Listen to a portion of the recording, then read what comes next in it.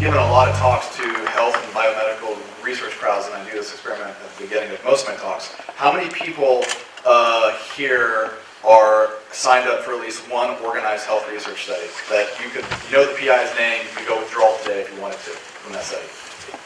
Raise them high so I can see them. So this is typically the response. It's usually like less than 5% in biomedical and health crowds, or people who claim to care about health and biomedicine. But there's a problem. There's a paradox, a participation paradox. So if you look at what people care about, if you look at the UN's goals for sustainable development, the number 3 is health and wellness. And that was developed by a survey of people and what they care about, and health and wellness is always at the top. You look at who people trust, physicians are always near the top. Scientists are sort of in the middle of the stack. Lawyers and marketers are down at the bottom. So people care about health, and they trust physicians, but nobody participates in health research. And that's a problem that I'm interested in my career in trying to solve, and making participation in health research something that people care about enough to actually participate directly. And so one of the projects I'm working on that I'm really excited about is called the Resilience Project. And it really throws a challenge out to you, and that is, what if your biology holds the key to cure somebody else's disease?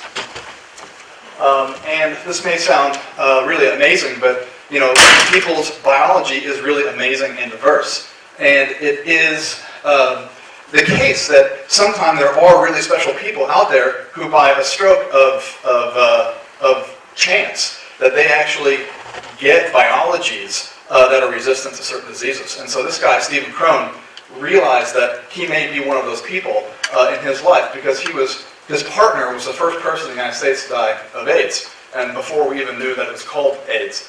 And so he got sick in the late 70s, or his partner got sick in the late 70s, and so he was getting HIV tested continuously for years, and the doctors were surprised after so many times coming into the clinic in New York City that he never was tested positive. And so I said, hey, Stephen, we're really baffled, honestly, that you've never gone on to actually get infected with HIV or develop AIDS. Can we use your blood in a research project? And so they got a tube of blood, put it in a dish, the T cells in a dish, and they gave it a massive dose of HIV. No infection. So they said, oh wait, we made a mistake, something went wrong, we have some more blood from you. Put it in a dish, massive dose of HIV, the cells were not infected.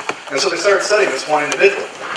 And after studying his biology, they discovered that he had a genetic mutation called CCR5. Long story short, this is understanding how he came to be protected from HIV led to multiple drug companies jumping in and trying to elucidate this pathway, and that led to one of the newest, a new HIV therapy.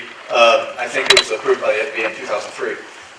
And so the question is then, there are other examples like this out here. This guy is resilient to Alzheimer's disease, and he's seen dozens of his family members, over a dozen of his family members die of this really nasty early onset form of Alzheimer's. He turned 65, still doesn't have it, where his relatives usually get it around 40 and die by 50, but he turned 65, didn't have it, assumed he dodged a genetic bullet, got tested, he has the same autosomal dominant mutation that has killed many of his family members. Why is he resistant to Alzheimer's? And so that's what we're part of a group, including Stephen, helping to decode this individual.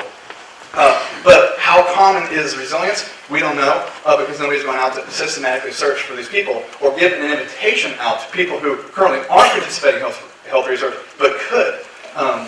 And that includes all of you in this room.